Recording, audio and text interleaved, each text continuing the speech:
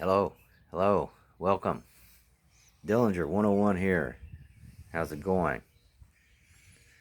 Well, I want to give a little update here on my winter crop, or cold crop, excuse me. And what we've got here is we've got some Dutch cabbage, and here's some collards and some kale, some collards. And you can see I've been eating off some of this stuff, and these here are the peas. These are sweet peas and snow peas in there together. Which ones are which? They're mixed up. I don't know.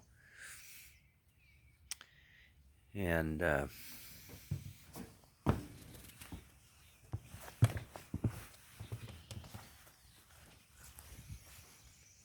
take a look here. The Swiss char.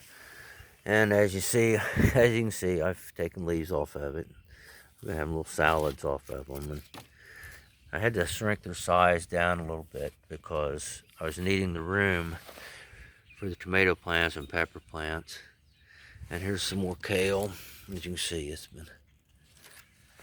but I found that when you plant these, you don't want any of these leaves touching the ground.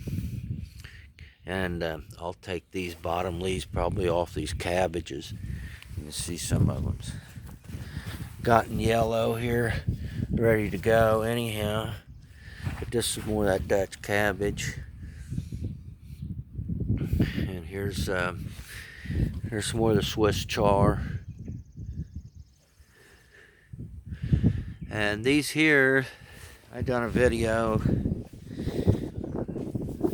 I apologize for the wind and the audio, but I'd done a video on when I'd planted these,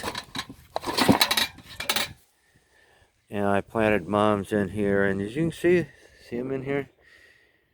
Just wanted to focus real good or not, but anyhow, yeah, they're coming up in there. So yeah, there's some more of the kale. You can see where I've trimmed it back. My spinach, I replanted my spinach. The spinach it got mites again on me, so yeah, we'll go on. And this is some thyme here that I had overwintered in the $10 shed, and some of it's coming back. There's some green in it. That's kind of an update. They're still alive. This is the second day they've been out, I believe, since I had moved them. I had them in the $10 shed.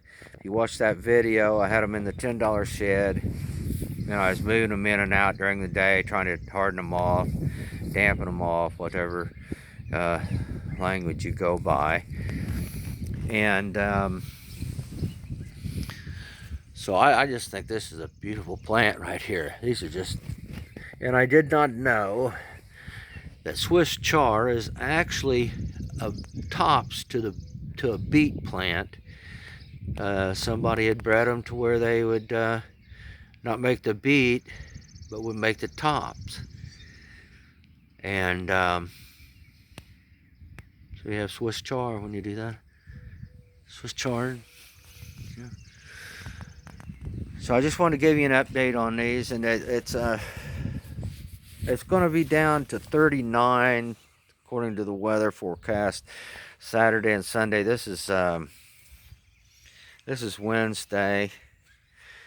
Today's Wednesday. So anyhow,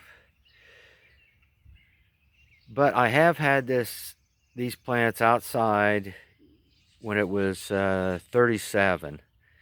And when it got down to 37, the day after that, I brought them back inside, put them back under the lights. And they'd been underneath the lights now for a couple weeks, almost 2 weeks probably or so. But yeah, I was just getting the cabbage and things was just taking up a lot of room. And if they stuck around, I was going to eat all this up. It's nice to have some fresh kale. I mean, it just comes back just on a few days. You've got it all back, But you watch if it doesn't get some snow or something. See, here's some more of that red kind of Swiss char. Looks more like the beet. Dead in the beet. It's kind of lanky. I don't know. But it's been that way. You know? So more of the kale, and you can see what I've eaten off this, and it's coming back out. And over here, I've planted, there's a few marigolds. I just planted those today. There's a few marigolds in there. There's some kale. There's some collards, and some spinach. I replanted some spinach again. I had some under the lights that didn't have the mites on them, but they was looking real poor because I had to separate them, and I just put them out of their misery and started again with some more seeds. But it'll come up. Well, I want to thank you very much for your time. It's been real. It's been fun. But this is it here. This is the cold crop. It's still alive now. Now the lettuce is gone. You notice I don't have the lettuce. If you know, yeah, I don't have the lettuce because I ate all the lettuce because it was just getting too big, and I had to make room, and I got thousands of those seeds. So, and I did plant here. I planted some royal lettuce, and there is some spinach seeds I put in there today. So we'll see what happens right there. And the white, you're going to ask what the white is. That's eggshells. Trying to add a little calcium to the soil. Plus, they say it keeps snails down. Some say it doesn't work. It doesn't matter. It takes about, they say, about 2 or 3 years for that calcium to build down. It's not how those eggshells to break down and get into the soil good anyhow. So it's nothing immediate, but I had to say eggshells. Let's try it, you know. Nothing gained, nothing lost. Nothing venture, nothing lost, nothing gained. Anyhow, you say it the way you want to say it. I'll say it the way I want to say it. Well, thank you very much for your time. We'll be back. Will they survive? Let's hope so. Thank you.